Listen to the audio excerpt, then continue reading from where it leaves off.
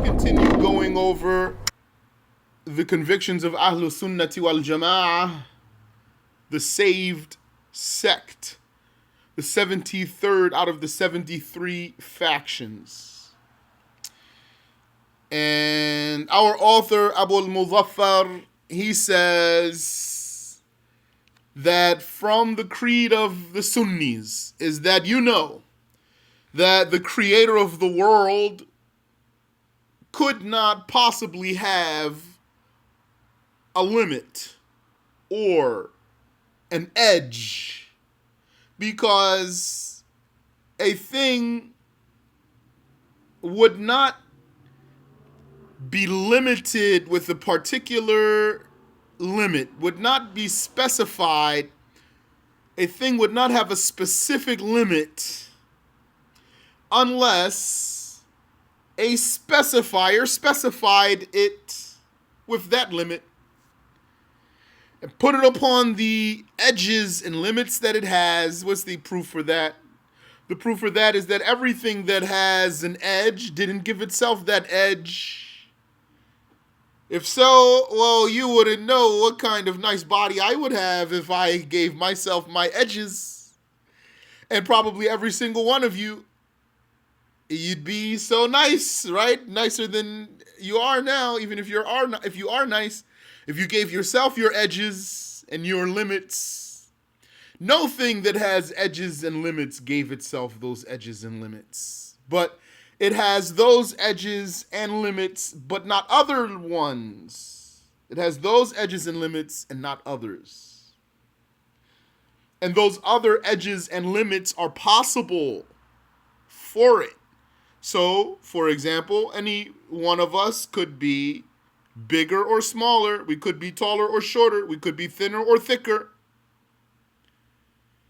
So having the edges and limits that we have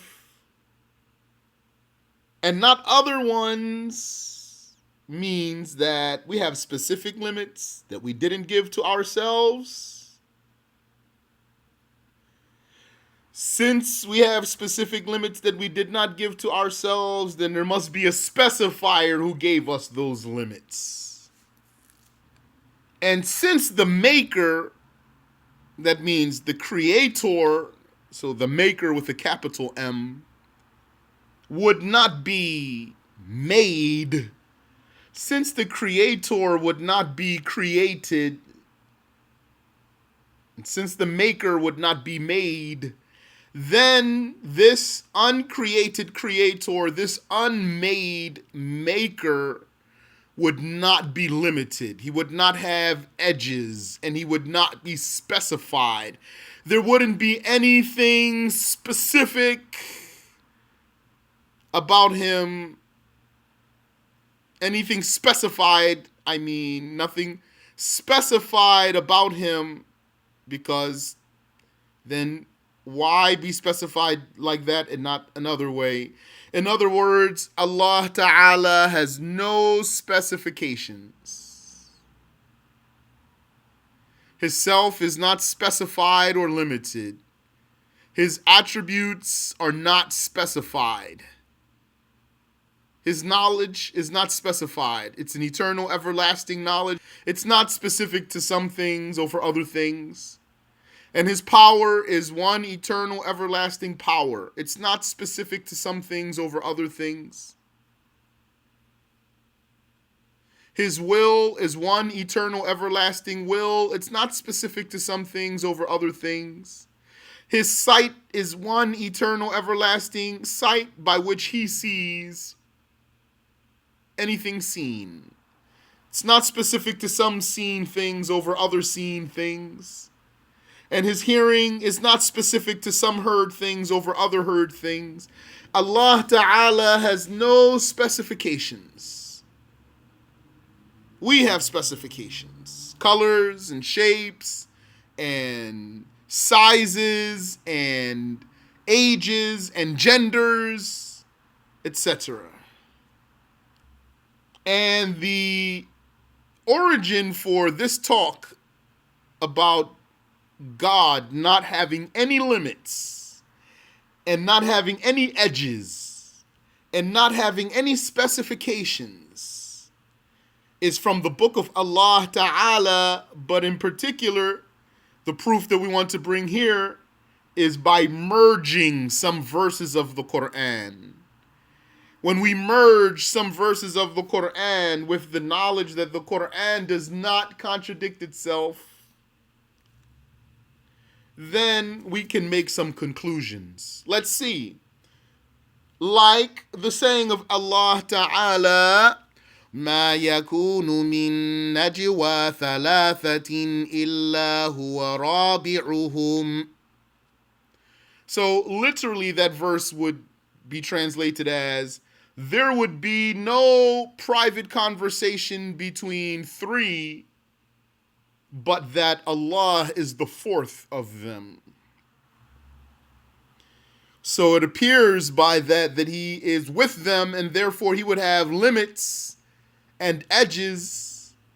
But in another ayah, Allah Ta'ala says, فَأَتَى اللَّهُ بُنْيَانَهُمْ مِنَ الْقَوَاعِدِ. It means, if you translate it literally, Allah came to their construction or to their buildings from the foundations. Very literally, it's saying Allah came to their construction from the foundations. So if that has to be taken by its literal meaning, it would mean that Allah is under the ground like one of those, what do they call those? I forgot what they call those. Those monsters from the movie called Tremors. So those things, they're going under the ground and they're coming. You see the dirt moving, it's coming, and you got to run. So according to them, if somebody takes this literally, that is, according to whoever would take something like this literally, فَأَتَى اللَّهُ بُنْيَانَهُمْ مِنَ الْقَوَاعِدِ. Allah came to their buildings or their construction from the foundations. We're going to say what it really means. But before that, also, Allah says, Ar-Rahmanu ala al-arshi istawa. And one might take that to mean Ar-Rahman, that's Allah, on the throne, sat. Ar-Rahman sat on the throne. Then it would mean He's up in the sky. Or one might say it means Ar-Rahman over the throne rose. He rose over the throne. So, is He the fourth of three others? Is He the fourth of four? Or is He coming under the ground towards the buildings? Or is He rising over the throne, over the seven heavens? وَلَوْ كَانَ مَخْصُوصًا, had Allah Ta'ala been limited, having a limit and an edge, and having a sum, a totality. We don't say Allah has a totality, and we don't say He has a sum. We don't say He has a sum or a part or a whole. وَلَا كُلٌّ وَلَا بَعْض. In Al-Aqidah al-Murshida, that's known as the Aqidah of Ibn Asakir, what did he say? وَلَا كُلٌّ وَلَا بَعْض. He doesn't have a whole or an all, and He doesn't have a sum or a part. Had He been limited, having an edge, having a totality or an amount, it would not be valid that He would be attributed to many various conflicting places. And it would not have been valid that He would be with everyone and that He would be one out of four individuals together, and that He would be coming to some people from under the ground, and that He would be up over the heavens, over the sky, over all of the world, high in a location somewhere very high. So, by merging all of these texts and others in the Quran, by merging them and others, then we knew to negate from Allah Ta'ala the limit and the edge. And we knew the impossibility of Allah Ta'ala being specified, having a limit, being in a direction. Then, since we cannot take these verses by their apparent meanings, then we knew the meanings of them by way of ta'wil, by an alternative interpretation that's valid in the language and valid in the religion. Those are two sets of rules that we need to make them comply when we deal with an issue like this. Has to be valid in the language and has to be valid in the religion. Both of them, not only valid in the language, also valid in the religion. So then what do these verses mean? ما يكون من نجوى ثلاثة إلا هو رابعهم. There would not be any secret conversation amongst three except that he is the fourth, if you wanted to take it literally. It means, though, actually, not by its apparent meaning, it means he knows them. He knows those three and everyone. So this ayah refers to his knowledge. What literally would mean, there would not be any secret conversation amongst three, but he is the fourth. It refers to his knowledge. And that's actually pretty clear for anyone who's maybe not stupid. And as for the saying of Allah Ta'ala, فَأَتَى اللَّهُ بُنْيَانَهُمْ مِنَ الْقَوَاعِدِ, very literally it would be translated as, and so Allah came to their buildings from the foundations. It means actually that Allah Ta'ala created in the earth tremors and quakes which came to their buildings and caused their buildings to crumble. And that's in the rest of the ayah. The ayah goes on to say, فَخَرَّ عَلَيْهِمُ السَّقْفُ مِنْ فَوْقِهِمْ. Then their ceilings fell upon them from above them. فَأَتَى اللَّهُ بُنْيَانَهُمْ مِنَ الْقَوَاعِدِ فَخَرَّ عَلَيْهِمُ السَّقْفُ مِنْ فَوْقِهِمْ. It shook them until their ceilings fell upon them.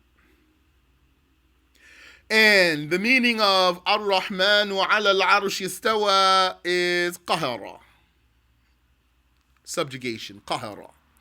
Now, our author, Abu al-Muzaffar al-Isfarayini, he had some other words here about the meaning of Ar-Rahmanu ala al-Arsh istawa that's different from what we have learned.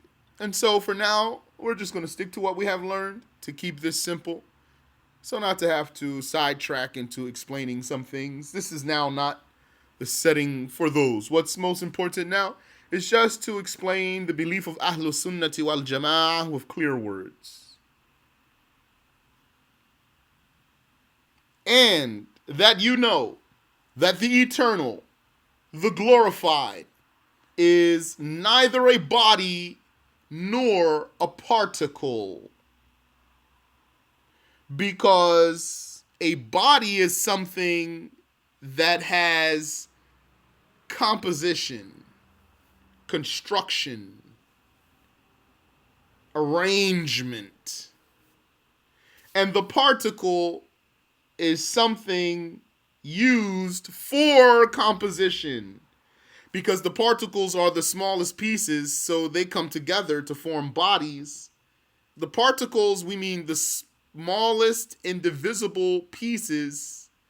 Those smallest indivisible pieces are not bodies. They're not constructed from components. Rather, they construct. They come together, they combine and fuse together and connect so to form bodies that are composed and constructed and arranged.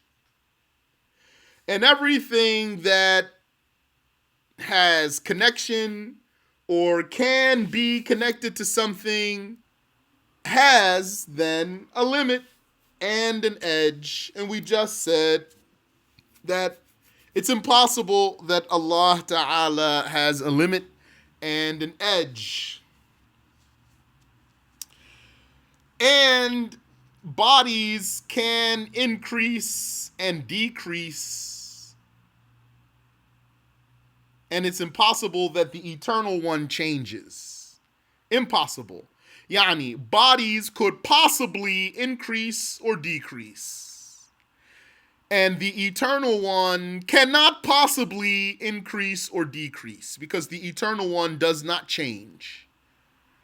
Because change is a negation of being eternal in the first place. Change is something that has a beginning. Increasing has a beginning because it means you're more than you were.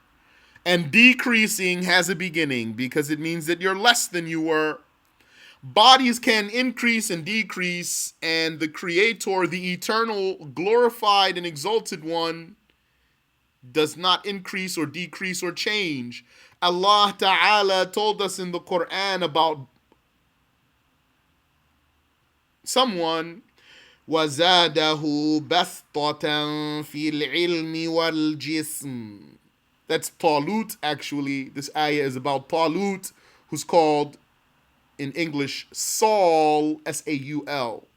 The verse means, and Allah increased him in knowledge and body. The meaning of the ayah, just to give you some context, is that the Israelites, when they were still Muslims, before Jesus, by some time, they had lost their dominion. Yani, they were no longer respected, they were no longer feared, and rather they were contrary to that. And they used to get invaded a lot, etc. They had to go through wars and battles, and there's a whole story there. So what happened was that Allah Ta'ala sent to those Israelites a prophet. And then they said to their prophet, give us a king. Assign a king to us who will lead us in our battles. So Allah Ta'ala revealed to that prophet, whose name is not mentioned in the ayah, that this soldier named Talut, he shall be their king. So he told them, this one shall be your king. So they said, him? He's just a grunt. And he's not even rich. He doesn't have any money or anything. He doesn't come from a wealthy clan or royalty or anything. So their prophet told them why Allah Ta'ala made him their king. And among what he said, وَزَادَهُ بَسْطَةً فِي الْعِلْمِ وَالْجِسْمِ. It means Allah increased him. Amongst all of you, Allah increased him in knowledge and in body. He was more suitable for being the one that they needed. His knowledge of warfare, as well as the great size that Allah gave him in comparison to others. And so he was more durable and had more stamina. He was more durable and had more stamina because he was bigger and stronger. So, وَزَادَهُ بَسْطَةً فِي الْعِلْمِ وَالْجِسْمِ. That's the ayah here from the Quran. And so by this verse of the Quran, Allah clarified that whatever was a body could possibly increase or decrease. And we have already proven that the eternal one does not increase or decrease or change in any way. And that you know that the eternal one, glorified he is not a fleeting quality. He's not a fleeting quality. He's not a quality, an attribute, a created attribute. That's called in Arabic arad. An arad. Arad means something that does not last. That's the literal meaning of the word. And what it means here in our context, in our topic and our field that we're discussing, al-arad is the attribute of the creation. Why is the attribute of the creation called arad? Because the attributes of the creations vanish. They come and go. Like what? Like you'll be still and then you'll move. So the stillness vanished. Or you'll be moving and then you'll be still. So the movement, the motion vanished. And like that, you would know and then you forget. What happens when you're in one room and you see what's in that room? As soon as you leave that room, much of what you knew is gone in an instant. Immediately. There was a fly buzzing around your head, so you knew he was there. Then when you turned and walked out the room, you never remembered that fly for the rest of your life. And like that, the qualities of the creations, they come and go. They're fleeting. They're not permanent. Some of them are, though. Some of them stay, like your knowledge. Some of your knowledge remains and doesn't go away. You wake up the next day still knowing what you knew yesterday. That's a quality that stayed with you. Also, your color, if it doesn't change, it stays. When you wake up, you're probably the same color you were when you went to bed. So some of those qualities stay and some of them don't stay. Some of them last and some of them don't last. So Allah is not like any of that. He's not a quality or a characteristic of a creation. The arad in the Arabic language is what is impossible to remain or does not tend to remain or doesn't usually remain. That's what it means linguistically. Allah Ta'ala says, يُرِيدُونَ عَرَضَ الدُّنْيَا. They want the arad of the dunya. That means they want the fleeting pleasures of this earthly life. Those that are temporary, they don't last, they don't stay. What you're going to do? Get some food. You're going to eat it probably faster than you even anticipated. It's going to be gone. That's it. Khalas. 5 minutes. Yeah, the nice looked. It looked better. It looked so nice, you wished it lasted longer. Some money, khalas, it's gone, you spent it. A woman, a man, subhanallah, they're not in your life anymore. Arad dunya, the fleeting things of this world. That's what they want. And Allah told us that the people of Ad said, هَذَا عَارِضٌ مُمْطِرُنَا. This is a cloud that came to rain upon us. An arid. Why they called the cloud the arid? Because it fades away. It doesn't stay. As for the Creator, though, He would only be everlasting. Fading away and disappearing and not remaining is not the attribute of the Creator. So the Creator must not be then some fleeting quality. And like we said, some of those qualities, they do remain, but still the Creator is not a quality. He's not a quality that remains either, because A quality is something that does not have an independent existence. Don't you see that you never saw motion without it coming from a body?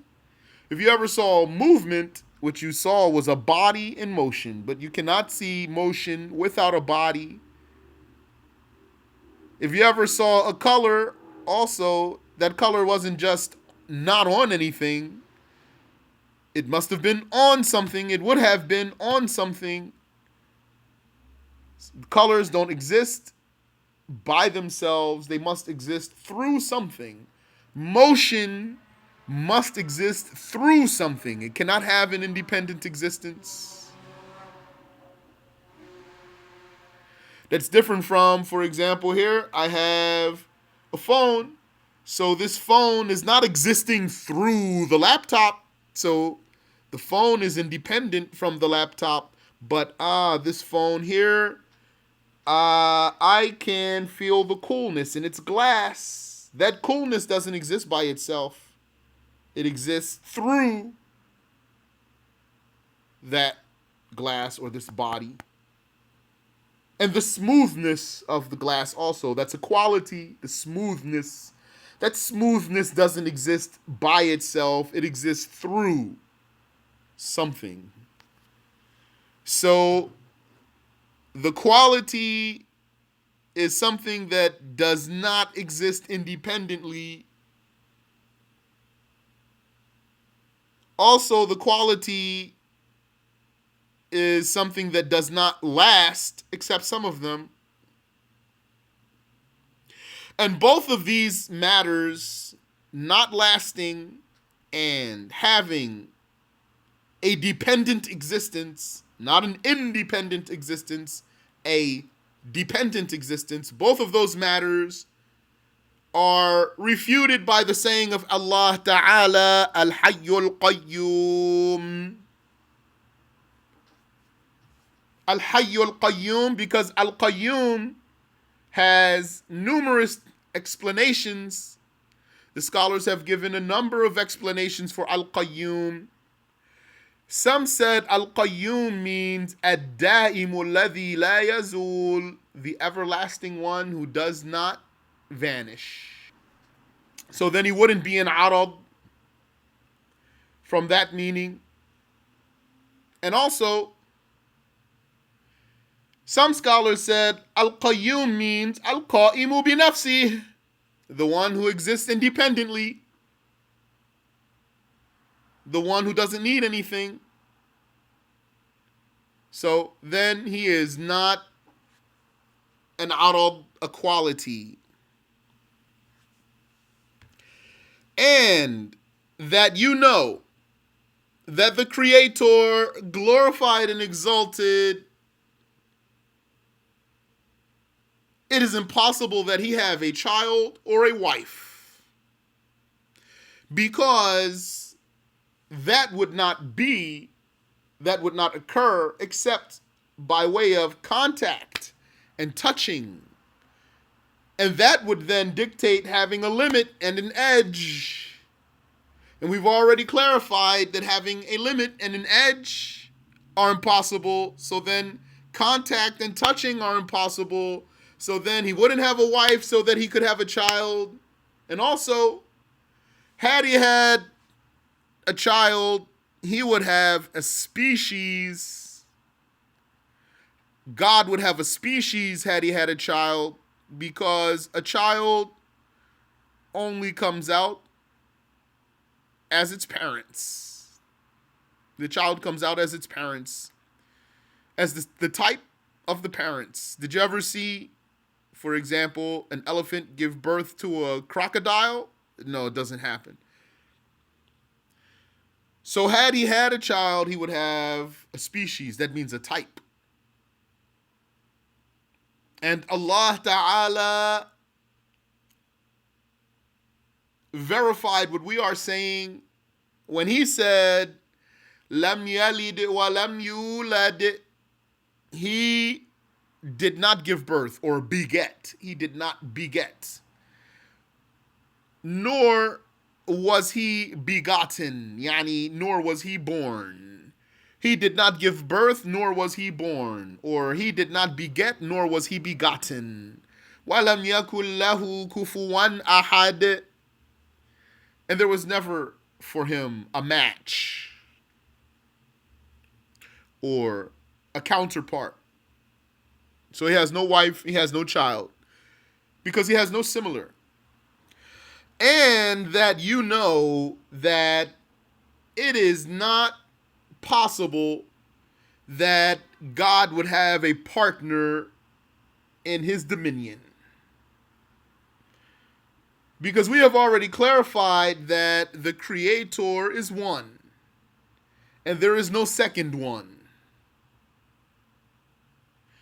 And the dominion and the ownership, the possessed creation, could not possibly be outside of the possession of the Creator. So the Creator has possession of all the creation, all the dominion, all the kingdom of heavens and earth, and all creation. Heavens and earth and what's beyond heavens and earth.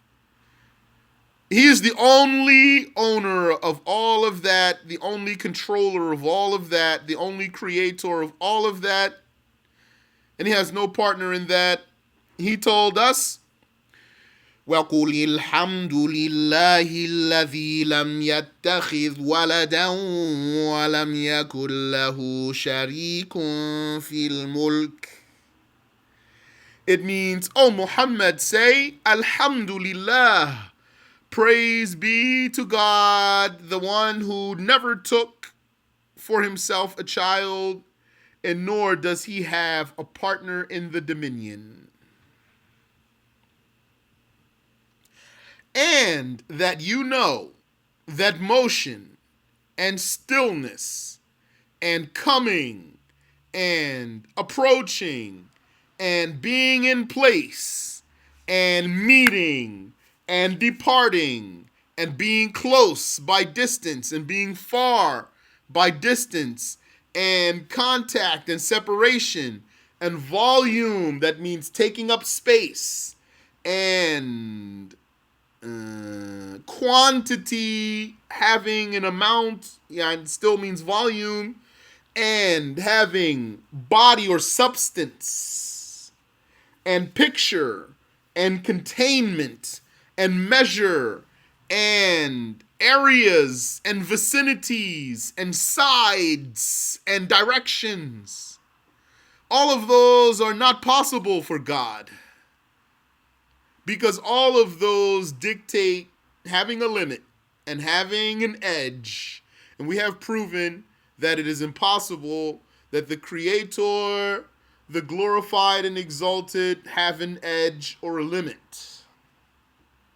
And the evidence from the book of Allah Ta'ala for what we have said now is what we mentioned in previous lessons in this topic about the story of Prophet Ibrahim alayhi salatu wasalam, that's mentioned in Surah Al-An'am, when he clarified for his people that the sun and the moon and the star or stars do not deserve worship because they have all those qualities we just mentioned.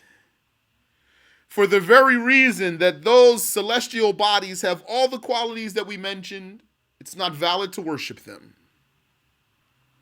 That's why Ibrahim alayhi salatu wasalam said, La uhibbul afilin. I do not love the things that go away. Meaning, I don't worship anything that goes away. And that you know that everything that you imagine in your delusions, whether long or wide or deep, and all colors, and all forms, all various forms, you must believe that the maker of the world is different from that. Whatever you could conjure in your imagination, that the maker of the world is different from that.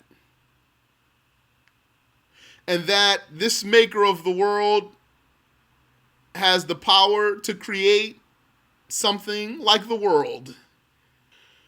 And Abu Bakr as-Siddiq, he pointed to what we just talked about not being able to imagine the creator, when he said in some poetry of his, Al-ajzu an daraki al-idraki idraku. It means the inability to realize his reality is realization in itself, is a knowledge in itself. Knowing that you are incapable of imagining God or knowing his reality mentally is a knowledge in itself. Its meaning is that since it is correct according to you, since it is valid according to you, because you know that the maker, with a capital M, could not be known by picture or by some arrangement or construction, and he cannot be known by some comparison. So since that's known to you, then how would you know him? Then it would be known to you that you know him as being different from the creation. And since you could not know his reality by any comparison to anything created, then what you knew was that he exists and has perfect attributes because he created creations, because of the existence of created things. Yani, you looked into the creation and knew the perfection and the attributes of the creator. Not by imagination, you knew. Not by comparison, you knew. You knew by his doings. And this is what Allah Ta'ala told us when he said, Huwa Allahu al-Khaliqul Bari'ul Musawwir. It means he is Allah, Al-Khaliq, the creator. Al-Bari also means the creator. Al-Musawwir means the one who gives you pictures and images. Al-Musawwir, the depictor, if you want it to be very literally. The one who gives appearances, the one who creates the appearances of things. Who gave the human his appearance? Who gave the insects their appearance? And he gave the cats their appearance, and he gave the birds their appearance. Al-Musawwir, the one who gives things their pictures, their images. So anything that has a picture or anything that is depicted is not the depictor. What is depicted is not the depictor.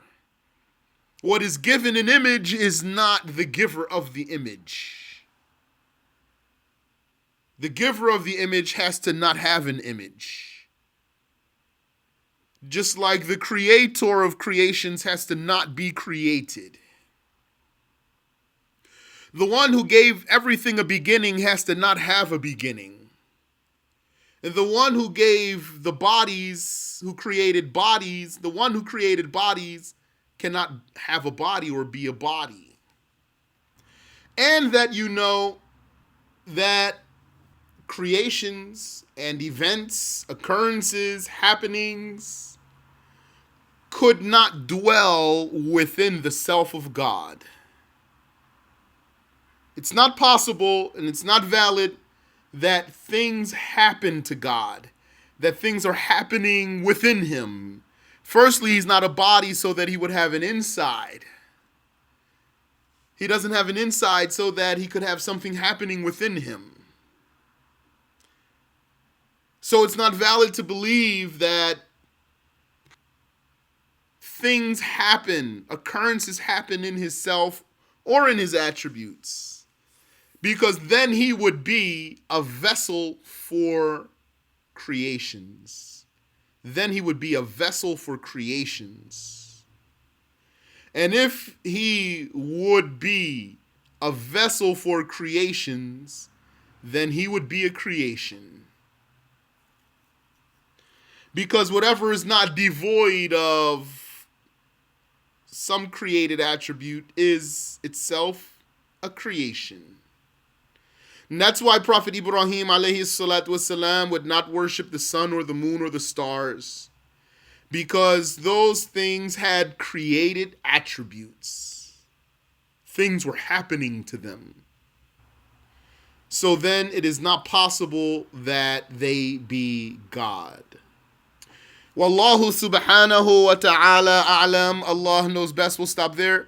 Do you have any question I can answer for you?